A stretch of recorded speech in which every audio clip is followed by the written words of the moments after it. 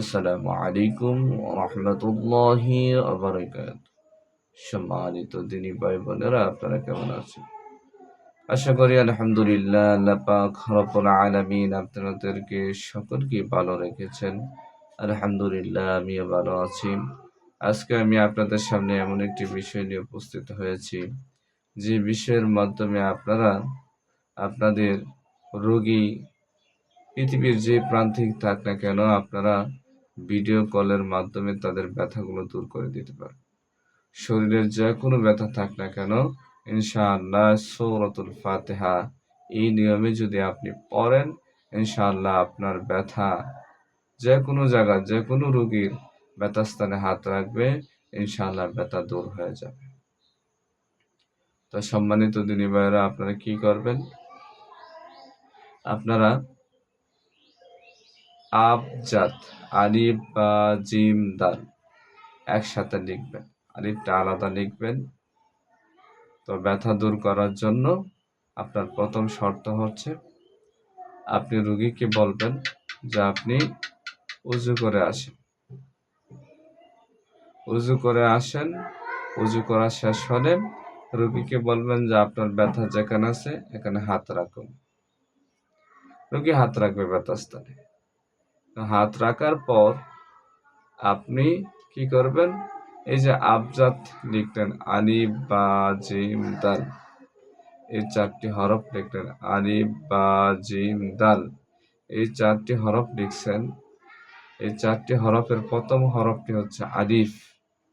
এই আলিফ হরফের মধ্যে আপনি শাহাদাত আঙ্গুল ধরে রাখবেন, নয়তো কলম দিয়ে ধরে রাখবেন, চাপ দিয়ে ধরে রাখবেন।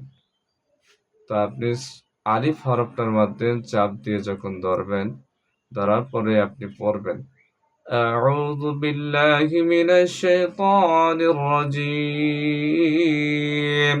বিসমিল্লাহির রহমানির রহিম, আলহামদুলিল্লাহি রাব্বিল আলামিন, আর রহমানির রহিম, মালিকি ইয়াউমিদ্দিন, إياك نعبد وإياك نستعين اهدنا الصراط المستقيم صراط الذين أنعمت عليهم غير المغضوب عليهم ولا الضالين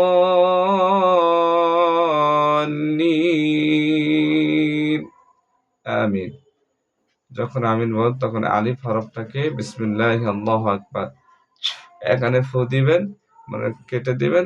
আর রোগীকে বলবেন যে তুমি হাত ছেড়ে দাও, তখন হাত ছেড়ে দিবে।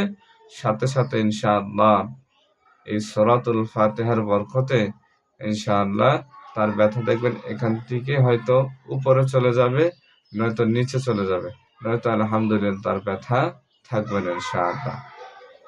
এই নিয়মে যখন আলিফ কেটে দিবেন, যদি ব্যথা এক স্থান থেকে অন্য স্থানে চলে যায়, আর যদি না যায় তাহলে বা হরফের মধ্যে লিখে আপনি জাফরান খালি দিয়েও লিখতে পারেন, বা আপনার সাধারণ খালি দিয়েও একটা খাতার মধ্যে লিখে বা ধরবেন, কলম দিয়ে ধরবেন। যখন ওয়ালাদ-দাল্লিন আসবে তখন বা হরফটা কেটে দিবেন, বিসমিল্লাহি আল্লাহু আকবার, ক্রস চিহ্ন দিবেন, দিয়ে একটা ফু দেবেন, বিসমিল্লাহ আল্লাহু আকবার।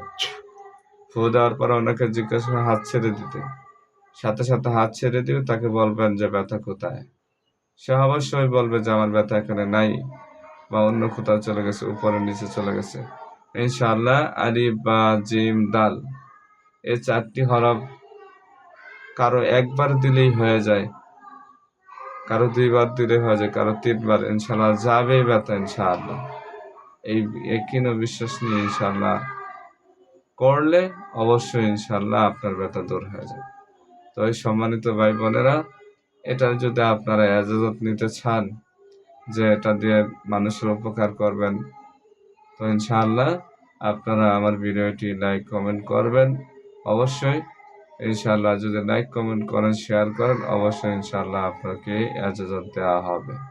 ইনশাআল্লাহ আপনিও মানুষের উপকার করতে পারবেন ইনশাআল্লাহ এই সূরাতুল ফাতিহার মাধ্যমে।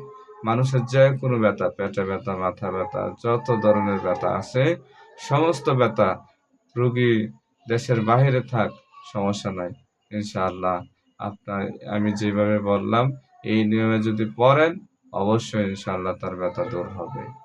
তো সম্মানিত দিনী ভাইয়েরা, ভাই বোনেরা, আপনারা কি ধরনের ভিডিও চান অবশ্যই ইনশাআল্লাহ বলবেন। আর আমার নতুন চ্যানেল, তো ইনশাআল্লাহ আপনারা সবাই পাশে থাকবেন ইনশাআল্লাহ। আসসালামু আলাইকুম ওয়া রাহমাতুল্লাহি ওয়া বারাকাতুহু।